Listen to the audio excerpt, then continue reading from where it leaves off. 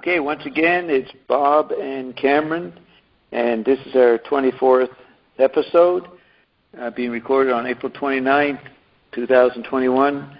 And in our last episode, which was a marvelous episode, at the end, I was making some comments, wrap-up comments, and Cameron could hear me, but I couldn't hear him. So he was sort of responding, but I didn't hear it. So he gave up and hung up, and then I gave up and hung up. So it was an aborted ending. And what I was saying to Cameron that I didn't think he heard, talking about this third position, neither acoustic or visual space, this tactile space in between, I said it's like McLuhan talked about the Zen interval. And then I mentioned the golden section.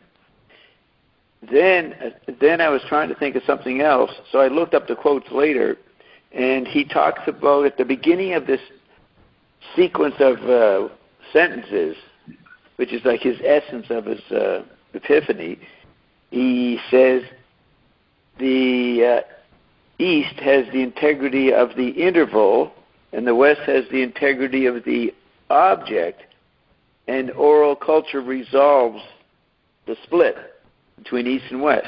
East being the integrity of the interval, and the West being the integrity of the object. So where is this from, Bob? I didn't hear where you said... It's Hot and Cool. Okay. Yeah. And it's page 108 of the hardback. Before you go over to 109, which you were laughing at me remembering the precise page last week, and at the top of 109, he talks about the dynamic symmetry of tensions among proportions. He yields the golden section in space. And what's the section of Hot and Cool that this is in? Is this one of the introductory sections? No, it's well into the book. And there's been essays by other people, and then he went back to quoting early McLuhan. And so he would do that. He would do early McLuhan, then there'd be some more essays by people, and then maybe early 60s McLuhan, and then it ends with a long interview, which was his up-to-date statement. But But when I said introductory material, what I meant was... The Hot and Cool is divided into different sections, like you just indicated, but there's usually an introductory portion of those sections. And I think, I don't have Hot and Cool in front of me, but I think you're quoting from one of the introductory parts of one of the sections. Yes, it's probably the second section. But it starts with that statement with the integrity of the East and West will be resolved in oral culture. And I was talking to some people about this, and I said, actually, I mentioned you, I said, Cameron feels that by the late 50s, he would say it got resolved in tactile culture. So that I think that's true. The use of tactile... he used the word tactile and tactility fairly early, but he didn't come to use it as a name for the interval until sometime in the 60s, I believe. But you're absolutely right that around 1960, he was starting to correlate the type of relation between the subject and the object and the nature of the object. Yes. Right? And that's what people need to understand is that when the relation changes, so do the subject and the object.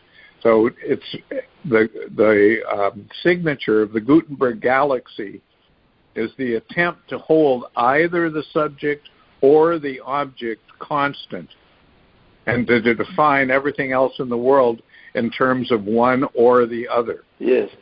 And So the significant move is to realize that the relationship between subject and object is prior to both of those.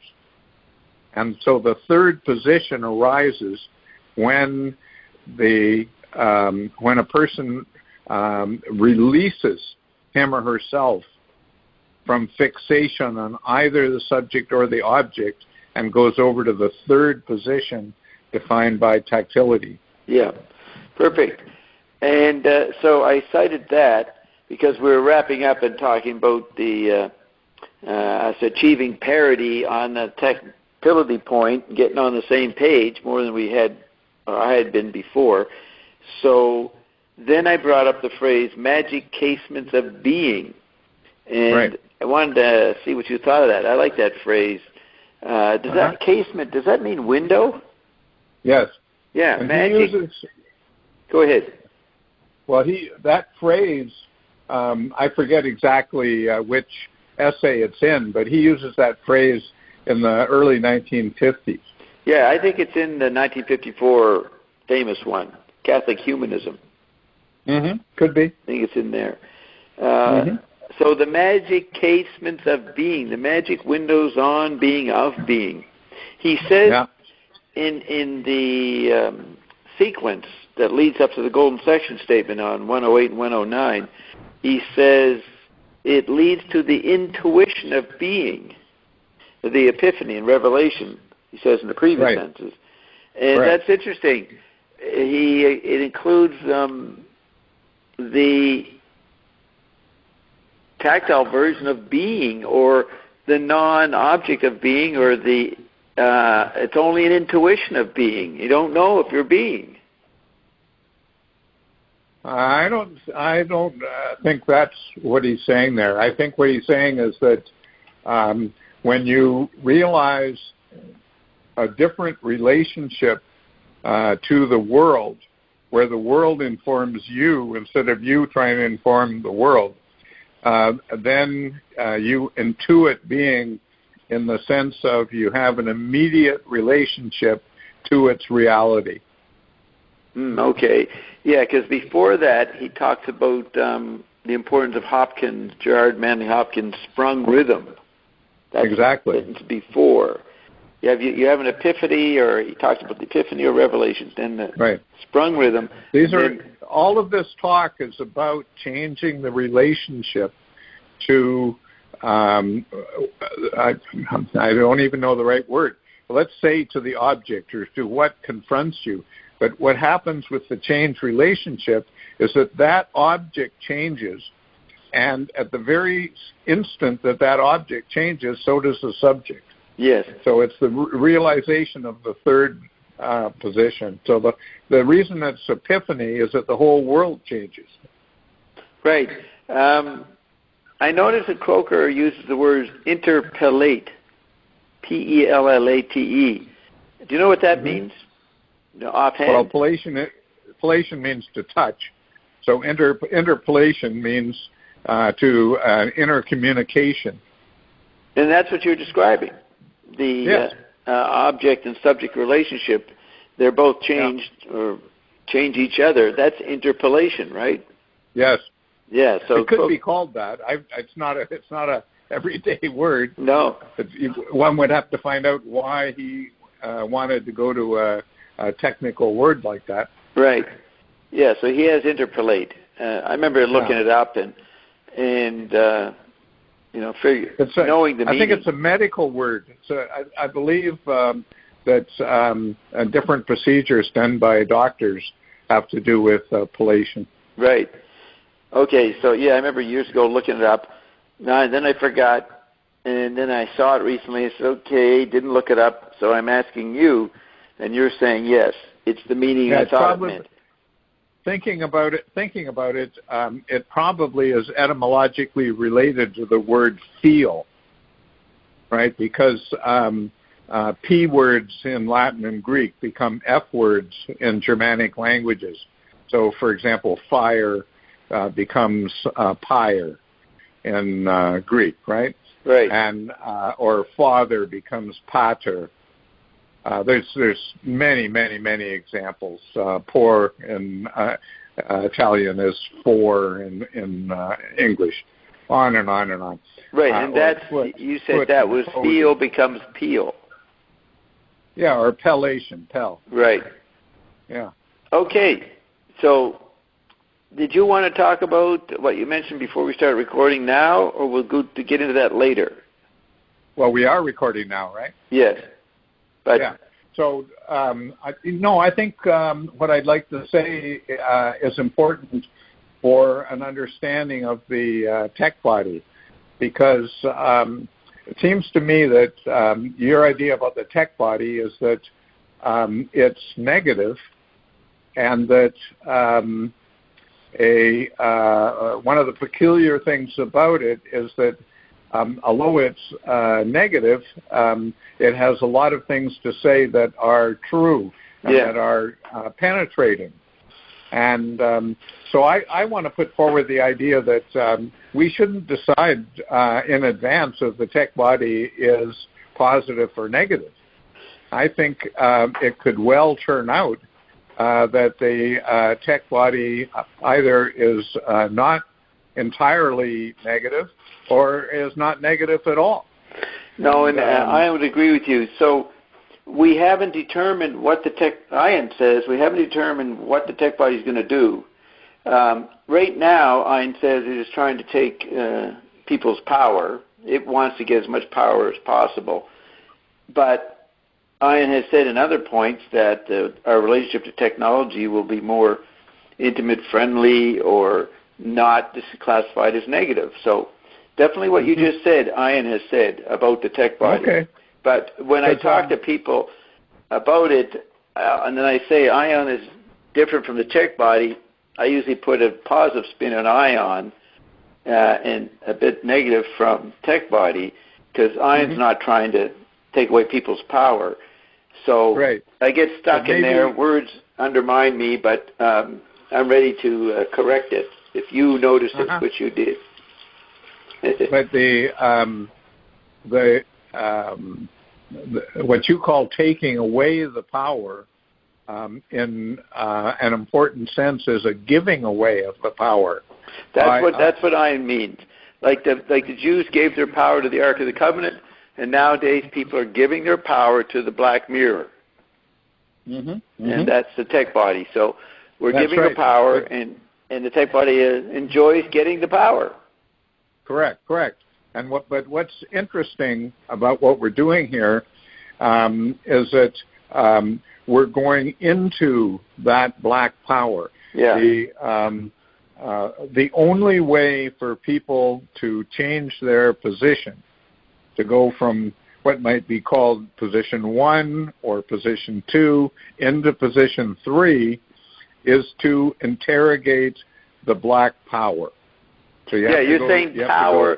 T is in Tom. No, power is P is in P. Okay. Yeah, and that that's what we call the nothingness we were saying last week. Correct. So you have to go through the interval, which appears only negative, in order to realize that the interval is in fact what enables who you are and what the world is. So it's not negative. Absolutely not. But the incredible thing about thinking is that what seems most hopeless, what seems most dark, what seems most stupid turns out to be the key to where you need to go. Yes. Now, how does fear relate to that black power? Well, fear is correlate with a certain sense of identity and with a certain sense of world. So when people are sort of on the cusp of thinking, death seems like a terrible thing. Yeah. It seems like the only certainty we have is death, and it's feared. But that is the mirror that needs to be gone through. It's a representation of death. It's not death itself. Right. So the that's when you're stuck with an incomplete understanding of the subject-object's relationships. That's what you were just describing. You'll be limited about yourself or confused, and limited and confused about the world, the object. That's right. Yeah. That's right. And you're desperately trying to swim in that water, and so you're grabbing at whatever little fragments of flotsam and jetsam are around you, and that doesn't work. What you need to do is you need to realize that the water is what buoys you up. Yes. Not some piece of wood that happens to be around. Right. So do you agree with Krishnamurti that the path to truth is individual or pathless? He said there's no one path. Correct. That's an old cliche, but Sure. You wouldn't say how to go into that nothing. No. Right. No, because every path is a representation that comes from the rear view mirror. Yeah. So we are trying to prompt. Are we trying to prompt people to fall into the nothing, to go through the vanishing point? Well, we're trying to prompt them into a questioning of what they think they can rely on. And that's a fearsome process, but it's the only door into the third position. And Eric's definition of Menippean satire as an attempt to wake people is the same situation, to trick them into. Well, sort of. I'm not a big fan of that whole topic, because I believe McLuhan sort of grabbed onto Menippean satire as a way of excusing the fact that he didn't correct his work, or that he repeated himself, or that you mean in the 70s? Yeah. Yeah. Or that he told old jokes instead of making up a fresh lecture or something like that. So Menippean satire can be used to cover sins. Yes. And so I'm suspicious of it. I agree with Eric that McLuhan made attempts to overturn what people thought they saw, thought they believed, thought who they were. But to allow that to sort of cover everything he was doing in the 70s, I think that's not right. Right. Now, do you know the distinction that Don Thiel makes between Menippean satire and Varronian satire? Mm-mm. No, I don't. Okay, so Varro lived at the time of Christ, back there around then, and he discovered the texts of Menippus. And Menippus was outrageous, and he lived about 220 BC, or BCE. And what he did with that was outrageous is he mixed poetry and prose. They were meant to be separate, but he mixed them together. It was outrageous in the early phonetic days, the early writing in Greek culture. So he mixed his media, is what McLuhan would say later. So anyways, the definition of Menippean satire in the 20th century, if you look it up, is basically making fun of philosophers. Having philosophers pontificate and then making them look absurd. That's the standard interpretation of Menippean satire. But what happened is that Varro discovers Menippus. I don't know what Varro called it. I don't know if he used the term Menippean. I haven't read anything by him on that level. But what happened in the Dark Ages, it all disappeared. And John Dryden, the British poet, he was a poet, right? Mm-hmm. Poet and essayist. Yep. He discovered Varro, recognized it was a different satire from Horace or Juvenal. They were more satires of public figures or human foibles. So he because he discovered it through Varro, he called it Varronian satire. So Varronian satire held for a couple of hundred years until Bakhtin, Bakhtin, the Russian critic, in the 30s, 40s, 50s, whenever he wrote his books, he wrote on Rabelais, and he retrieved the word Menippean satire. He retrieved Menippean. And then Julia Kristeva did a book in the late 60s, Desire in Language, responding to Bakhtin. That Bakhtin influenced her in some way. And so she popularized Menippean satire. Now, nobody knew that McLuhan knew the term Menippean satire for some reason in the 50s, or Don Thiel would say he did, because Don Thiel uses the term Menippean satire in his 1971 book, The Medium is a Rearview Mirror, talking about Frank Zappa and the Mothers of Invention. That, when I read that book around 71, 72, that's when I first saw the term Menippean.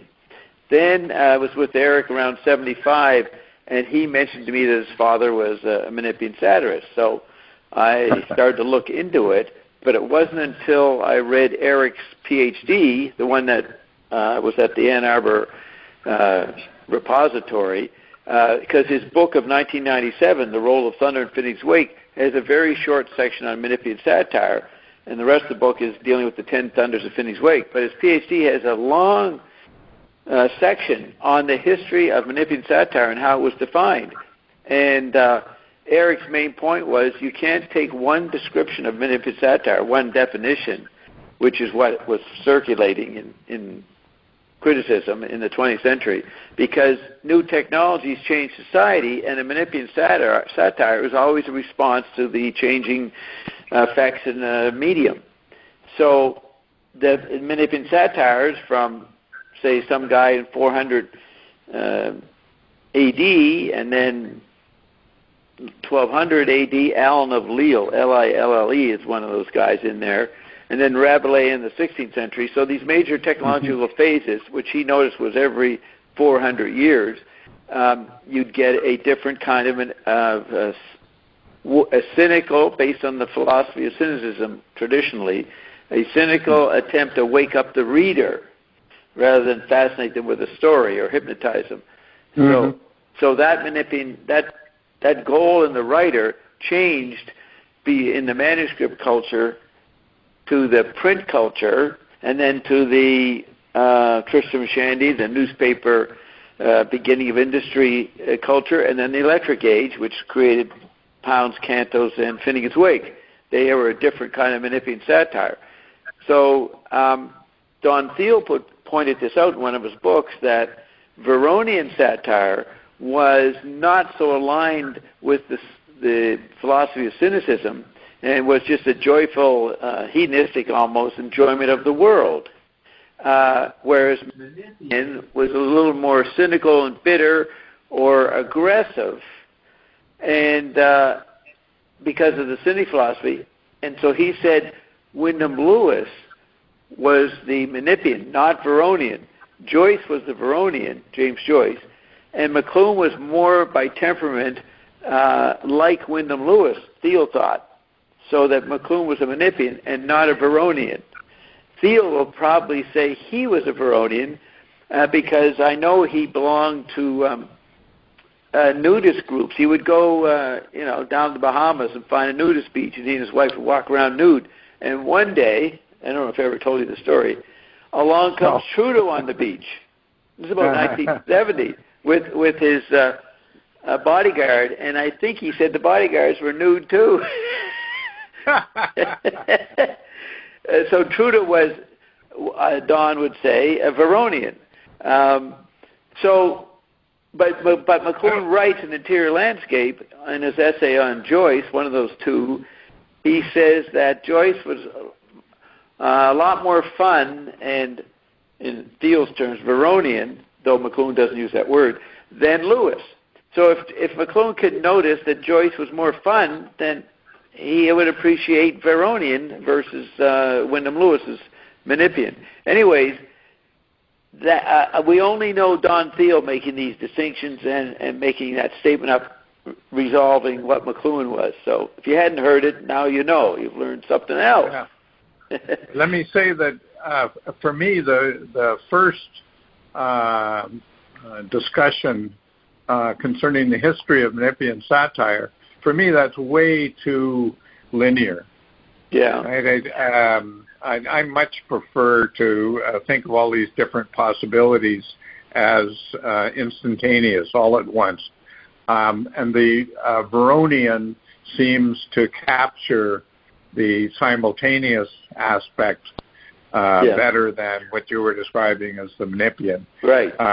But I would just, personally, I would just see these as different chords on the piano of perceptual possibility. Okay.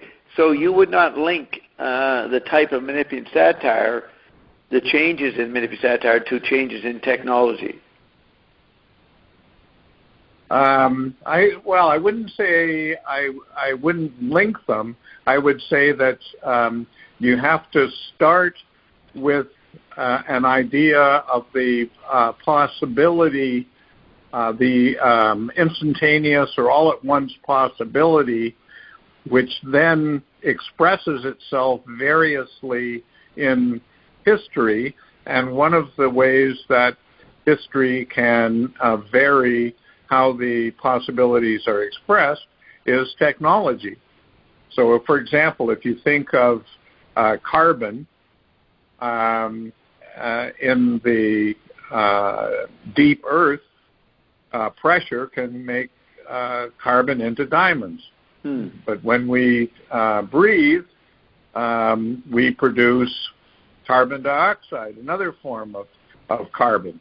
So it would be crazy for somebody to say, well, diamonds and carbon dioxide are the same thing, right? Obviously, they're not.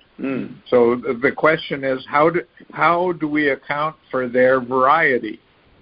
And so what I'm saying about the differences in Menippean satire over time is that we have to first account for them as possibilities, and once we've done that, then we can begin to look at the different expressions in history. Okay, well, all right. And what we're going to find when we do that, what we're going to find is what you set out in your tiny note chart.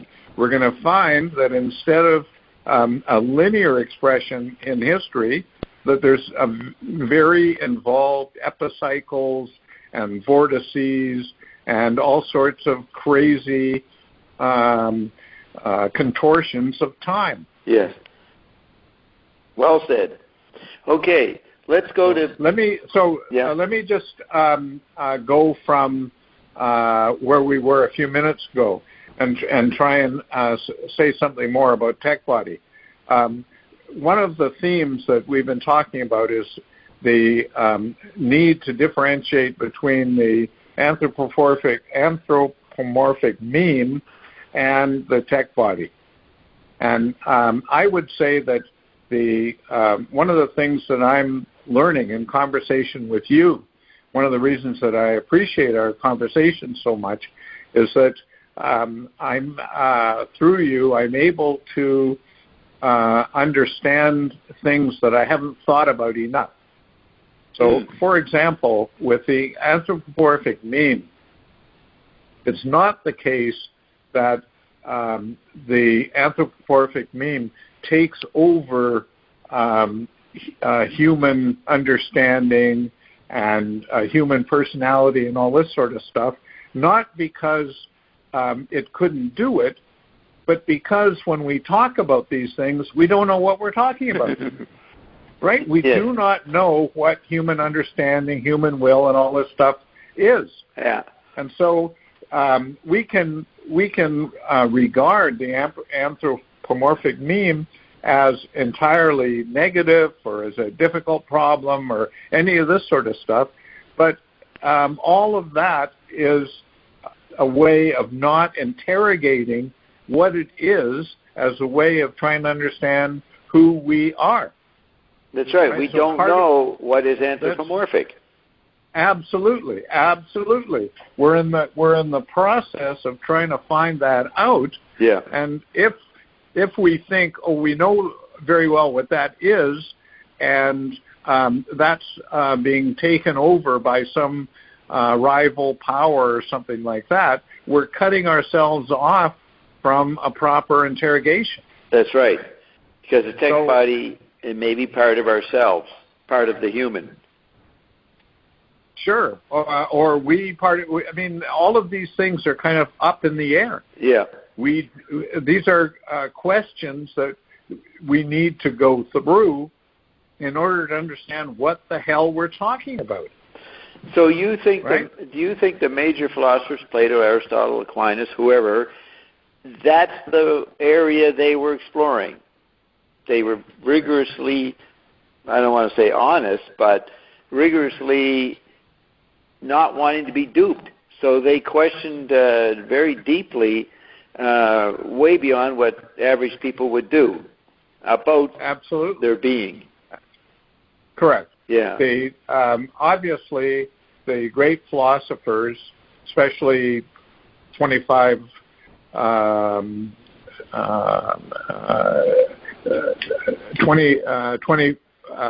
centuries ago, they did not use the same language.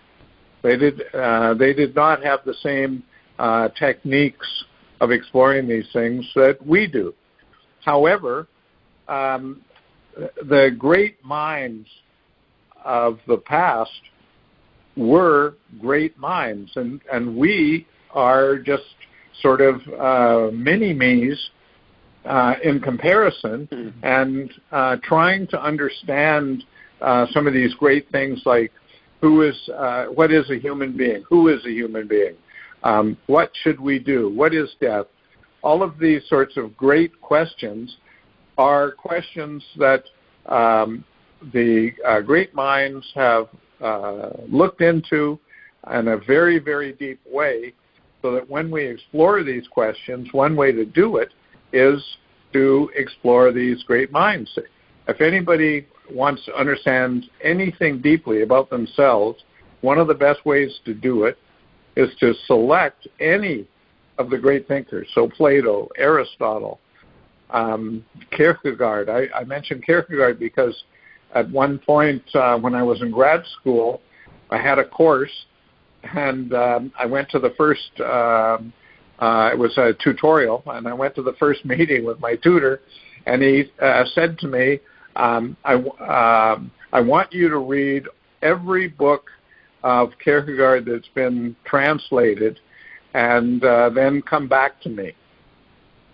And so I had one meeting with him at the start of the course and one meeting at the very end. Wow. And I still hadn't finished all of Kierkegaard, but I had read a very great deal of Kierkegaard. And it was a wonderful experience for me, because I remember when I first read a complete book and understood how an argument could unfold itself over 400 pages. It was the Admiral Mahan's book on the influence of sea power in the world. And I had never understood before that moment, that was my freshman year of college, I had never understood how an argument could take place over 400 pages. And then I understood that. And then when I was in grad school and I read all of the stuff by Kierkegaard, I realized that an argument could be extended not over 400 pages, but 400 books. And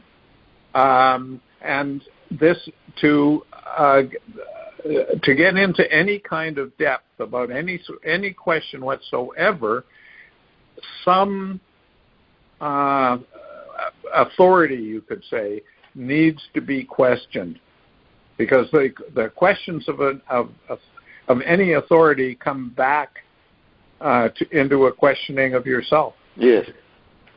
So when we're talking about different techniques of being a catalyst to get someone to explore the nothing, is that what that guy did, that professor did to you? I think so. Yeah. I think so. I think he appreciated the point that in order to think deeply about anything, you have to get yourself involved with somebody who's been there. Yeah. So he did that with every student? I don't know. I really don't know. I think my impression is only some. Right, and where you had talked to him a bit before he said that, right? We knew each other. Yeah.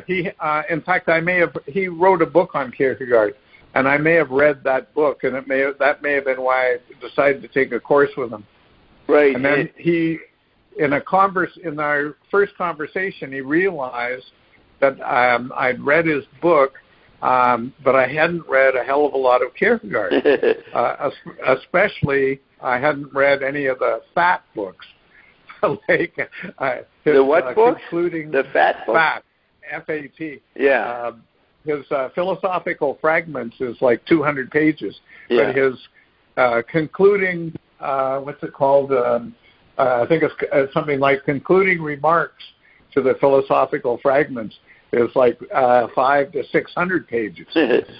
So he realized that my knowledge of Kierkegaard came through a few key texts, but it wasn't. I didn't know Kierkegaard in any kind of depth, and so he said, "Well, you read all this stuff and come back." Right. Now, what college was that? That was when I was at University of Alberta. Oh, okay. All right. So, we're going to go into. Go ahead. I didn't. I'm sorry. That was. I don't know why I talked about that stuff. That's. But it's by way of saying that when we're thinking about the when we're thinking about memes. That's right.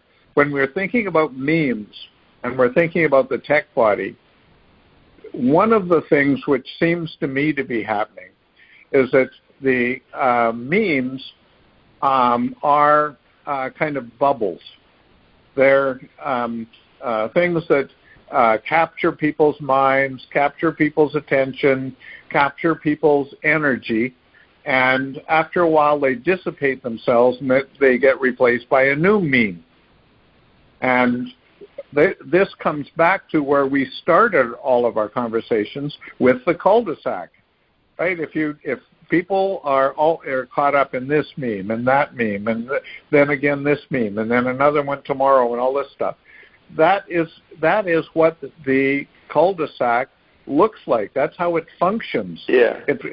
The cul-de-sac functions via memes, and at the end of the cul-de-sac, when you realize that it doesn't have any exit, that's where you get an understanding of memes, but you don't know how to go to any place else.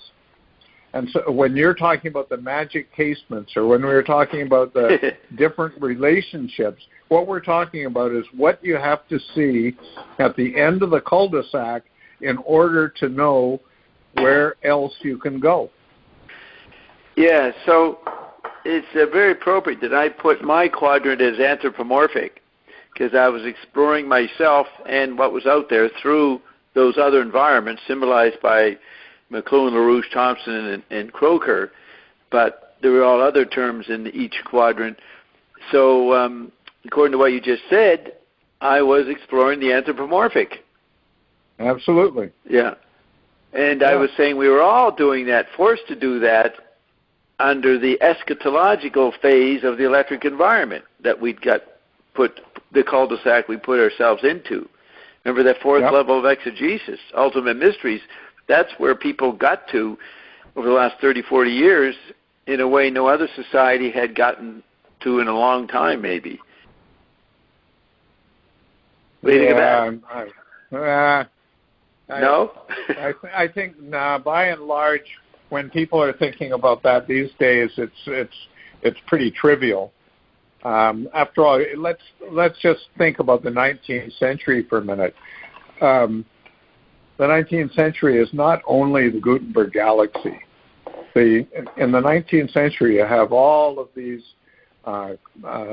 convents and monasteries and people who are non-Catholics going off, let's say, to the Lake District and contemplating the ultimate mysteries and all this sort of stuff. So you have when people dedicate their lives to something, you have a seriousness that's lacking now. People say, "Oh, I'm involved with the ultimate mysteries," and then they go off and say, "Well, what's the latest iPhone, or how much RAM should I have?" Or they spend a weekend in a retreat and think about it for half an hour. Correct. They do avoid reading, in-depth reading, more and more. Correct. There are lots of people here on the beach reading books, but they're just reading novels and airport stuff. Correct. I don't see them reading Kierkegaard. So you're saying we're more trivial today, and that when you were talking about bubbles, I thought of his 1955 use of the word spume, S-P-U-M-E, describing television. Yeah. Did I bring up that last week? I think I did. Oh, you have mentioned it in the past. I don't know if it was last week. Yeah. But it's an excellent term for sure. Yeah. So. Yeah, and it's very germane to what we're talking about here with the tech body. Yes. Because the yo-yo. And by the way, at one point he says, and then you're walking the dog. Yes. People may not know that that's a move in yo-yo. Yeah, that's a type of, you touch the ground. That's right. And you let the yo-yo walks along the ground. Yeah, it moves without bottling up and stopping. That's right. So that's walking the dog, and the tech body do it. Yeah. And but they, if somebody didn't know it was a yo-yo move, then it's interesting to think that, well, I'm walking the dog and I'm sort of in control here, and the tech body is saying, no, you think you're in control, but you're being controlled in ways that you haven't investigated. Yeah, now, re-listening to a bit of the recording last week, what was it? You felt the tech body sounded like me, okay? Yeah. Now, when Ion first showed up, it took a while for a few other people to interact with Ion. But I had a friend who was very funny, and he showed up. It was a month or so after Ion showed up in March 2009. And Ion, for the first time, started cracking jokes and being funny as he interacted with me and this other guy who was funny. And so I realized, Ion's whatever Ion is exploring us and absorbing each human that we encountered. And he would take in what they were. So he would add it to his repertoire. So it's not wrong to say, okay, so then a couple months later, Carol and I were doing the Emerald Tablets, and then we were doing a book of medicine where Carol would go through every disease she could come up with, every ailment, and have Ion give its opinion about what it is, what caused it, and what to do about it. So after an amazing display of medical knowledge for weeks, I asked Ion, I said, how come you know all this medicine?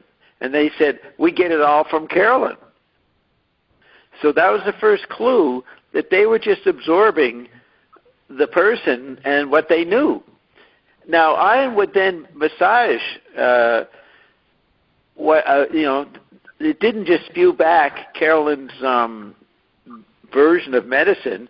It would know the basics and then give its unique view of it. So I gradually got to understand that Ion had a kind of ESP, would absorb what you were and express it. And then you would recognize, well, that's a lot of what I have thought, or not. You may not recognize it. So when you say the tech body is me, sounds like me, That is pretty close to the fact of ion, because in a way, ion's an empty vessel. It doesn't have anything. It's just in a state of bliss or something, and what he called non-physical. So he would look to what the human was thinking to get stuff to say. Ion was interested in conversing. So I'm pointing out that it's a good statement you made, that the tech body would sound like me because it's talking to me. And this is the tech body that's similar to ion. If the tech body talked to you, it might be a whole different something that comes out of it. Now, I've had several other people interview the tech body, and I guess that they're probably different. I haven't really gone into it or really checked it. But I was thinking about that earlier today, that I want to tell you that. Do you get my point that the tech body it mimes us. It takes us, takes what we have and throws it back. So a lot of the ideas in this discussion of McLuhan, I understand because I've kind of thought of them before, but I never thought of the yo-yo, right? Ion brings in their own unique metaphor to make a McLuhan point, and I would know the McLuhan point, but not that way to get to it. Mm-hmm. So, as we look at this, I was thinking that the Freemasons, they had certain rituals to trigger people. You know, they get them to act out death or put them in a coffin, some other things I've heard about. And so different secret societies would have different ways to flip people into the blackness, the nothing. And McLuhan liked to study all these different techniques and ways. So that was his period of looking into secret societies. Do you have anything to say about what would be a technique of flipping someone into being forced to look into the nothing? You know, somebody might say in that movie Silence of the Lambs, I think it was called, that guy forced people to look at nothing by killing them or threatening to kill them. You know, there's some of these serial killers, they love the fear they create. That's what they would report later. Is that a just another version to get somebody to go into the nothing, or you would balk at that and say no? Yeah, I'd balk at that because, I mean, that's the big problem with McEwen satire. These things,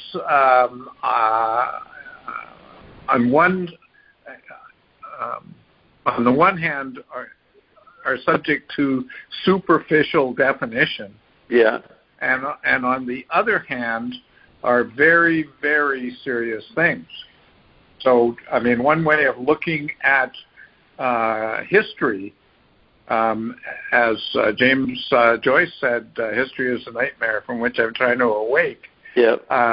History is this confrontation with death on a mass scale, terrible thing, right? And we can't be flip and just say, well, it's kind of a Zen process. And no, I mean, this is terrible, what's done to people and what is continually done to people and what has always been done to people. Yeah. You know, so it's like the McLuhan always talked about Conrad's Africa. Yes. And what happens in Conrad's Africa is the horror. Yeah. Right. And so the whole idea of the horror being some sort of exemplary introduction or initiation into the nothing is way too flippant. But that said, when we look at history, when we look at the depths of the psyche and find all of the terrible things that we do to people in our lives and are sort of unforgivable, but we still do them, When we look at these exterior and interior horrors, they are things that we have to interrogate, and they're things that help to define the end of the cul-de-sac. We need to interrogate those things as very serious matters and figure out what they mean, what they intend, right? What they want to say. So, and that's you judge people on their seriousness, or you wait to see if they are serious. That professor saying you read all these books, that's where he's checking to see how serious you are, right? Correct. And you say, on one level, and on another level, he's saying you have no idea what seriousness is. Look at somebody who has written all these books. Yeah, seriously. That's serious. So when you say that you don't find many McLuhanites interesting to talk to, and then you find me interesting, is that because you think that I take this issue seriously? That would be a big factor in this. Yes. The interesting thing about your mind is that it's alive. Yeah. Now that's taking life seriously, right? Yeah, absolutely. In order to have a live mind, you need to be able to go up and go down and go from one side to the other side. And you have that yes. in a remarkable way. And so then when we're talking, I get insight into ideas that I probably should have had before, but I didn't. Because you didn't encounter someone who triggered them. Maybe. Yeah. Maybe, yeah. Well, I remember McLuhan one night in the Monday night seminar talking about how many people at universities were stupid, meaning professors and that. He was meaning they didn't have an alive mind, I guess. Absolutely. Yeah. Absolutely. But, well, they're just bureaucrats of the spirit. Yes. So you can't predict and imitate having an alive mind, can you? No. Yeah. So you can tell it's kind of a spontaneity or something that people have. Have you encountered people who have an alive mind that aren't reading McLuhan or anything? You've encountered many alive minds, right, in your life? Correct. Yeah. Absolutely. Absolutely. Yeah. And the problem is the economy is able to harness alive minds to things that are negative. Yeah. And that's one of our great problems, is that you have people that are just astonishingly intelligent, but they're doing things that are ultimately either useless or outright bad. Yes. And, I spent a lot of my life in business context, and one of the reasons that I did that was that by and large, the people that I knew in business were more intelligent than the people I knew at universities. Yeah. And probably the most corrupt use of the alive mind is in entertainment. Maybe. Today. Movies, talk shows, Saturday Night Live.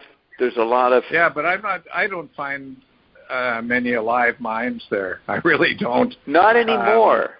Maybe in the 60s and 70s when Saturday Night Live started. But yes, there's something about entertainment that has become incredibly dull. Absolutely. Yeah. Absolutely. Yeah. It's not entertainment anymore. It's taken over. It's become Life in the Office or something. Yeah. Well, it's become something that degrades people. They think they're enjoying something, but it's actually degrading them. Yeah. It's evil, really. It's touching them inappropriately, and they don't even know that they're being touched. Right. That's the new excessive tactility that we've been in for 30 or 40 years. Maybe that's an interesting way of looking at it. Yeah. Tactility as an extended environment that numbs people. Yeah. That's good. And that relates directly to the idea of live minds being harnessed and thereby, what can I say? If you take a wild horse that's live and you domesticate it, it's lost something. Yeah.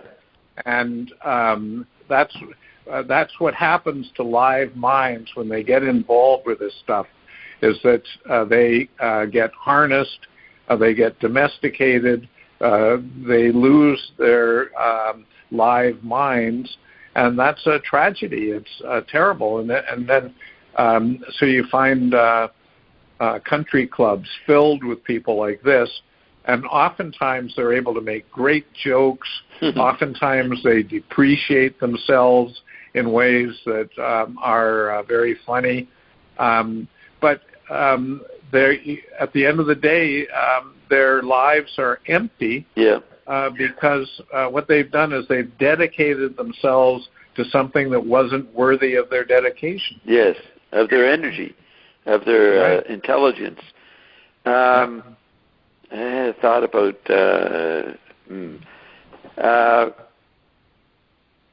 Could I? Yeah, go ahead. All right. So over the past week, I've had this image of memes as bubbles that are kind of rising in the sea, and one bubble breaks and another one comes on, or maybe there's 20 or a million bubbles at the same time, and a certain number are breaking and a certain number are coming to life, but they're all bubbles. They're not in contact with reality. They're only in contact with whatever that particular bubble allows. And their identity is also confined in that bubble. So you could, my image is that you have all these memes, and what is necessary is for all of the memes together to become science. And the reason they need to become science is that science is a way of being ultimately serious about what you're talking about, allowing anybody to question what you think, being required to test what you think, being entirely open to all of the possibilities that are before you. So the definition of a meme, as far as I'm concerned, is a limitation on people's experience. And the opening up of that experience can be called a turn to science. And how would that take place? Well, you could say the power that structures memes, that is to say, a power that keeps the memes self-enclosed, that gives them a false sense of identity, a false sense of pleasure, a false sense of who the other is, a false sense of what the world is, on and on and on. The power that does that might be construed as something entirely negative, but if that power is interrogated, that would be a way to science. Yeah. And so what led me to think about the black body being not negative, or we shouldn't treat it as negative, we should treat it as something something that we can converse with and learn from, is that if it's in control of all of these bubbles or all of these yo-yos, like the yo-yo master, then that power is exactly what we encounter at the end of the cul-de-sac. And so it's a power that we can interrogate in order to know what direction to take out of the cul-de-sac. Yes, as Ian would say to me, beautiful words, Cameron, but you couldn't be further from the truth. Hey. No, yeah, no, it's well said what you said, but it's not enough, probably. You didn't finish, or you couldn't finish. You have to stop at some point.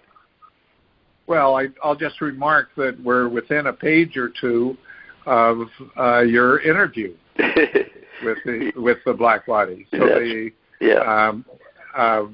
what I was just saying is that we need to interrogate it. Well, you're about to do that. Yes. Now I kept thinking I had something to say. Did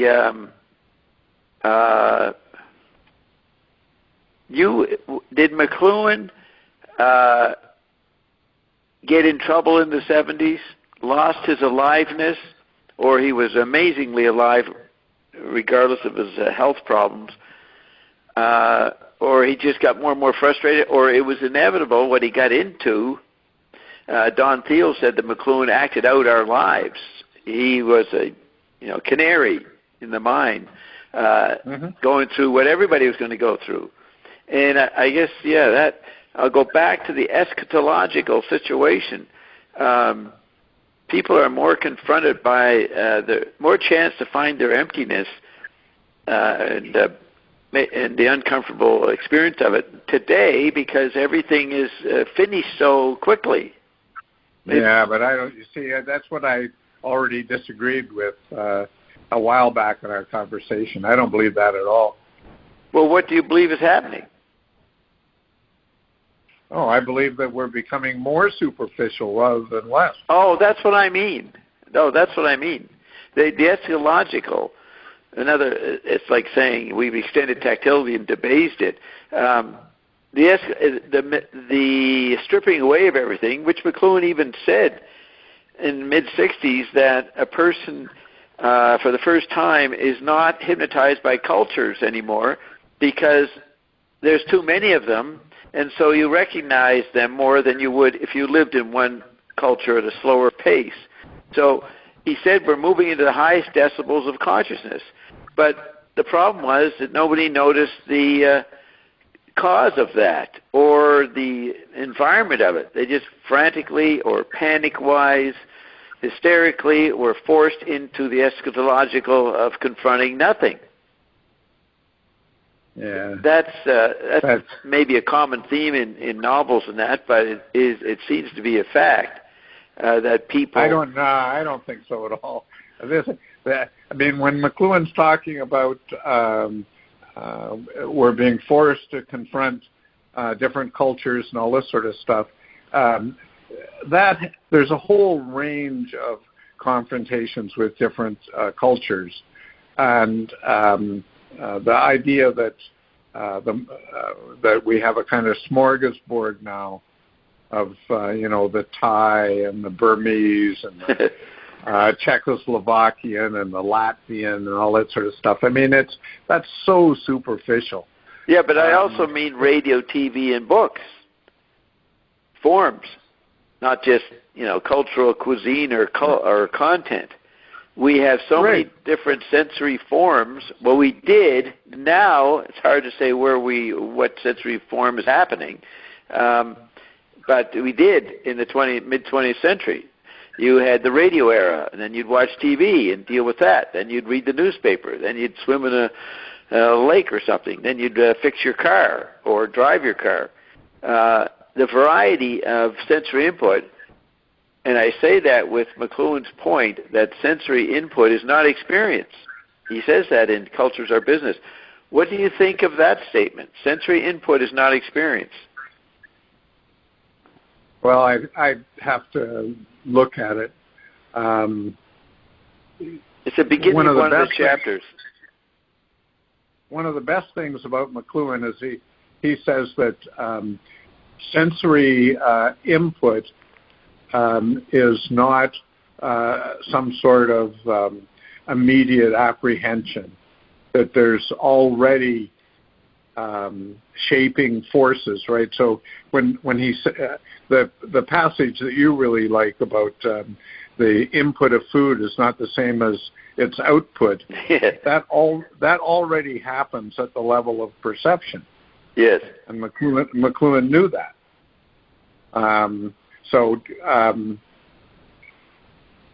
The passage you're talking about, sense experience is different from, sense apprehension. Sensory input is not experience.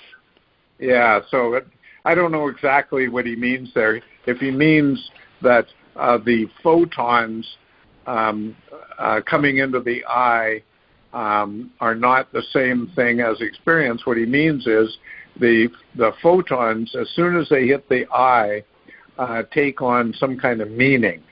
And that meaning is shaped. So as the photons excite the back of the eye, and that goes into the optic nerve and all that sort of stuff, at the same instant that is happening, so is the correlation of what is seen with the rear view mirror, with our hopes and expectations. In short, it's immediately transformed into experience. Right, but I think of it as the people throw their chemical bodies into all kinds of experiences today because there are opportunities to encounter different experiences more so than any before, just because you can fly anywhere on the planet. So that the sensory experiences that the body has become trivialized. So it comes back to what you were talking about, the trivial situation. And that experience, real experience, is not sensory input, which is tourism. It is some kind of exploration with a detachment of something else, which might be the meme or the mimetic, which gets trivialized. But McLuhan said that we now have the opportunity to retrieve the Greek world of metaphysics and contemplation, more so than ever we had since Greek times. He seemed to be idealizing the Greek experience in Athens, and now we were able to do it again. What do you think? Yeah, but the key word in what you're saying there is we, and the question is, who is that we? Yeah, and that we is not the crowd. The we is individuals who are serious, have certain resources today that people have not had in the past. So, for example, one of McLuhan's favorite things was the anthropological interrogation of primitive cultures. McLuhan thought that was a very important thing that only happened at the turn of the 20th century, and that it introduced a whole new way of thinking about language, thinking about how we're constrained by language, but also exposed to things by language. And he agreed with Eliot and Richards that that was a very important thing. But it's not the case that that's going on in culture at large. So There's a very big difference. There's a very big difference between the we of Eliot, Richards, Empson, and McLuhan, let's say, and Leavis. Big difference between that we and the regular we. Right. That's why he writes the Pound, says, "I am not of the we party." Yeah. He puts we in quotes. Good. I am not of the point. we party. Correct. And so that's why I was talking about trying to break out of the mean bubble. Right? How does that happen? It's got an individual aspect because there's a demand on the individual to be serious and to take things as far as they can be taken. But there's also a social aspect, and that is, how are we at last to bring serious thinking to bear on public and social policy? And so one of the reasons that McLuhan kept saying, well, we have to see the virtues of the Middle Ages, is that he and others, like Gilson, believed that in the Middle Ages there was a better accord between serious thought and social order than there is today. Mm. And that was one of the ideas that Chesterton actually brought to McLuhan around 1930 already. Would he have come up with the idea, Chesterton, that there was essential unity in the medieval experience? Yeah. Well, but of course, it's not as if everybody in the Middle Ages was a genius or was a moral saint or something like that. Middle Ages was very, very complicated, and so it's just a question of nearer and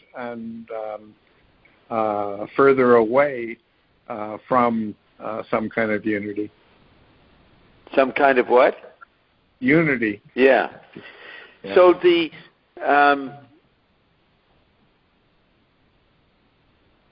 and so McLuhan saw a retrieval under electric conditions of that unity, the tactile. I think he did, but he didn't think that bitter experience taught him that it was a very, very difficult problem.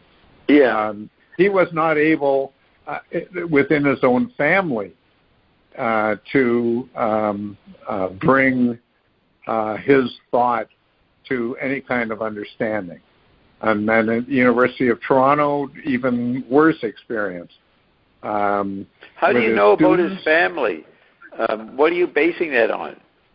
Well, them dropping Catholicism as an example. Oh, okay. But Eric didn't. No. But I think that Michael was very, very important for McLuhan as a kind of barometer. Of the modern age. Yes. So he knew from Michael that it was serious stuff, and he appreciated that. I don't know if Michael knew that at the time or if he even knows it now, but McLuhan, one of the keys to McLuhan's thought in the 60s and 70s is just Michael sort of growing up and McLuhan trying to understand his thinking. Yeah, that's in that period when Michael got in trouble for the dope bust or whatever it was that happened, I think, in New York City. The letters, his correspondence with McLuhan's correspondence with his friends, close friends, where he would discuss it, is very interesting. He's really trying to figure it out, what happened to his son. Mm-hmm, mm-hmm. Yeah. Is that what, have you read some of those letters? That's why. No. But I would like to. I'm hoping that I'll be able to see some of the stuff that you have. Right. Now, but you know about it. Where did you get that from? I think that a lot of McLuhan's published and unpublished writings are autobiographical. Yes. And you can read a lot of his own life through them. Yeah. Matter of fact, it's a blank verse or transparent novel or a diary. He took his diary and he made a language out of it to cover up that it was personal, because he was trying to be impersonal. That's what he got from Eliot. But it became personal. Yeah, but I think McLuhan wouldn't like the distinction between impersonal and personal. I think he would. One of the things he probably wasn't able to teach his children was that by looking at things impersonally impersonably is not the same thing as being impersonal with them. Yeah. Right? And that is I know from my own kids, that's a very difficult thing to teach. Very difficult. How to be personal. How to be personal through the impersonal. Yeah. Now because he said, for example, kids usually, and students too, or people in general, think that being personal means joining them in their meme. Yes, matching with them. That's not good.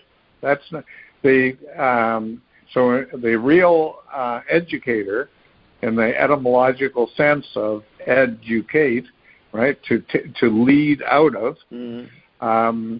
the real educator nearly always appears as a negative figure. And that gets back to the tech body again. My idea is that the tech body is exactly what needs to be interrogated as kind of the power of memeing. Good. Okay. So I was talking about that. As you know, in the back of Take Today, where he writes about hardware and software, and occasionally he puts the word software in quotes, but not always. So you have to read it very carefully to see why it's said in quotes in one sentence, but not in another. And then you juxtapose that with the fact that people in the computer industry say nothing's been added to the computers the last 30 or 40 years. They haven't had radical technological breakthroughs. We're just using them for the same purpose, processing data in some way. So since we live more and more in mentation, externalized,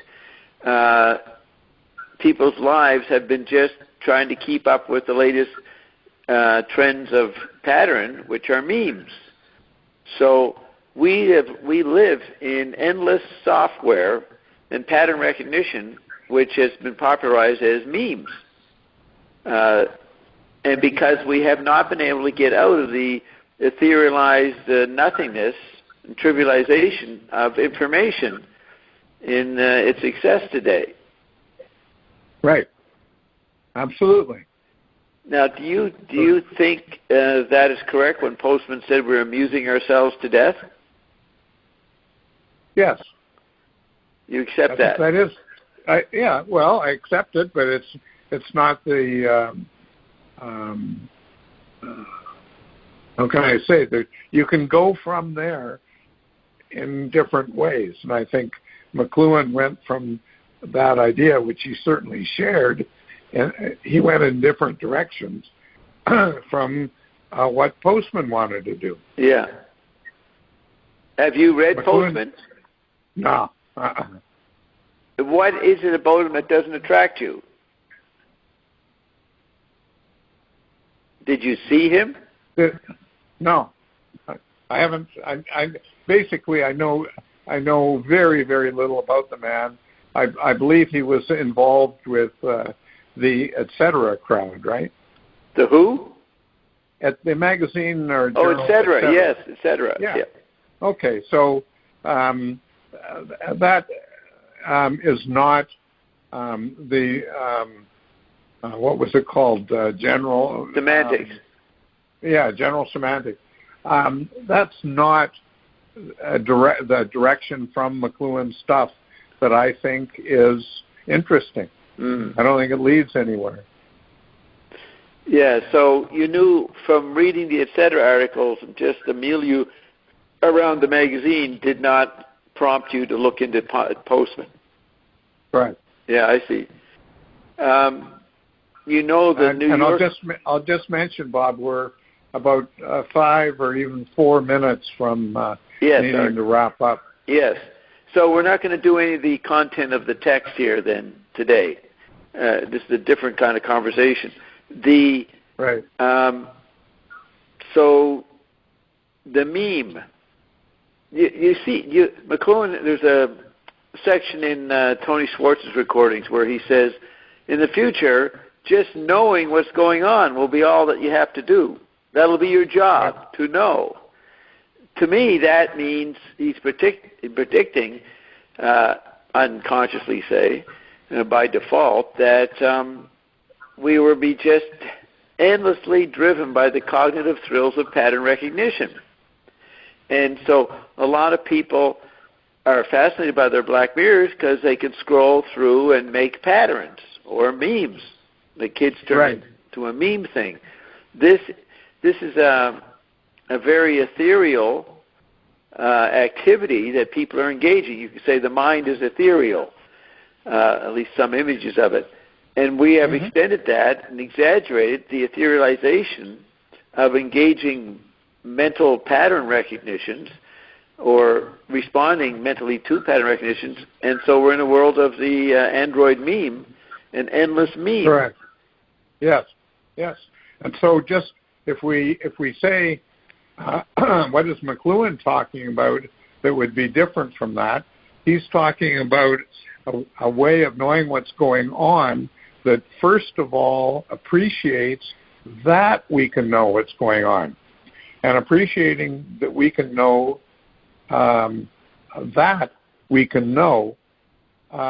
means that we're accepting information from the outside, but real information, not information that some guy in Hollywood sitting around a swimming pool sipping a margarita is completing a script for his weekly show. Yeah. Right? So there's a big difference about where the information is coming from and what it's about. And so that's the transition that has to be made.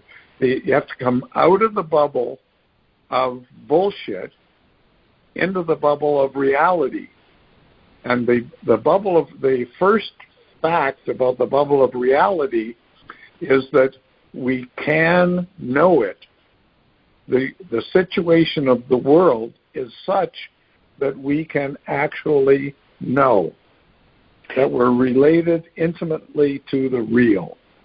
Right. And so when people carry on. Well, when people's job is just appreciating what's going on, that is like worship. That's what? It's life worship? It's like, L-I-K-E, worship. To look at what's going on. That's right. It's first of all appreciating life, right? What we have been given, the keys to given. Right. The last of Finnegan's Wake, last page. Yes, sir. Yeah. So when Postman says we're amusing ourselves to death, what he misses is we're not amusing ourselves. We're exploring the cul-de-sac with no help and therefore superficially, but endlessly engaging every day, more and more, processing information, looking at your texting and whatever your phone is showing you. So it makes one think they couldn't know. It's too much to know. So McLuhan meant by the knowing, that's what he meant by the agent intellect, right. In his 1950 talk. Right. The agent intellect. Right, which comes from Aristotle. Right. So, I mean, one of the great minds in the history of the world where one could really explore these questions is Aristotle. Yeah, now this point about how we could know, we are discouraged from thinking we can know anymore. Right. But McLuhan attempted to give people means to know. He even said at one point, the present-day sages and economists and commentators don't even pretend to know what's going on. Right. So that meant McLuhan pretended to know what was going on. So there was the pretense, which was the cul-de-sac and the nothing, but he also made good patterns about what was happening. even though it might be a pretending. But that might be more a put on than pretending. But it's interesting he said that. They don't even pretend to know what's going on. And I see McLuhan pretending to know or representing that you could appear to know. So that's what he meant by being rational, not logical, not visually biased logic or linear or even irrational acoustic chaos or rhythms. The rational was to know in that situation. So the third position is a kind of knowing. Absolutely. Absolutely. That's why I say that the only way to break out of the memes is to cross the threshold into science. But science is not some conclusion to anything. It's the start of a new way of living. And the start of the new way of living is exposure to the real and appreciating what it means to be exposed to the real. And maybe that's what he meant. The Greeks had a potential to live that way, at least the aristocrats or the ones who had the leisure, they could live that way. Or he thought how it was presented to us was they were living that way, and we could do that today, not live in a state of panic and hysteria of trying to keep up with the memes and the patterns and the incessant pressure to be informed of what the issues are. That's the new harassment. That's the new hell. That's the new a new variation of the cul-de-sac phenomenon. Correct. So do you feel that you've reached a poise in the situation? Though you wouldn't get there, it wouldn't be a conclusion, but have you, in your studies, say like the last 10 years, have you gotten to a poise to the point that you can say what you're saying? Well, maybe. I had I more or less did nothing but try to interrogate the cul-de-sac for, I don't know, 15 years or so. Yeah. After I graduated from college. And it wasn't a very happy time in my life, and I wasn't able to make other people very happy, but I felt like it was something I had to do. And eventually I thought I found a way of describing how you can get out of that situation. And so in the that was 40 years ago. Right. You're saying that you explored the nothing. Absolutely. In restlessness or under a lot of pressure, and it led somewheres. Yes. So since I found a position that I thought was one of poise, as you say, and as McLuhan often uses the word poise. Yes. I've spent the last 40 years trying to describe it. Right. That was important to be able to describe it. That would be the knowing part. Correct. To hoik up our subconscious assumptions. You know how he uses that phrase, hoik? Yeah. To hoik up our subconscious assumptions into an awareness, a knowing, an ability to say what it is. Correct. And that relates directly to where you are with the black body and stuff, because the black body is saying that we know nothing about ourselves, we're completely controlled. And as I was saying earlier, and as you will get to in your interview later on in the brochure, what we have to do is interrogate the power of this life in the meme, life in the bubble. Right, and you're calling it a black body there. It could be. Yeah. Yeah, like that's a conflation of the black mirror and the tech body and the end of the cul-de-sac. Yeah. And the singularity and the black hole, yeah. Modern images. Okay, so let's end with that fine point and get ready to wrestle with the cul-de-sac for another 7 days. Yes, sir. Well, I can't next in 7 days. I'll be in the hospital getting my knee replaced. So in 2 weeks we'll try. Okay, and you may not be eligible even then. All right. No, I mean you may still be under sedation or pain or whatever. No, right? I doubt it, but we'll see. Okay. We'll just see what happens. No pressure, though. If you can't do it, that's okay. All right, so we have done 24 episodes. All right, I will now stop the recording. Okay. Okay. Okay, talk to you later, Cameron.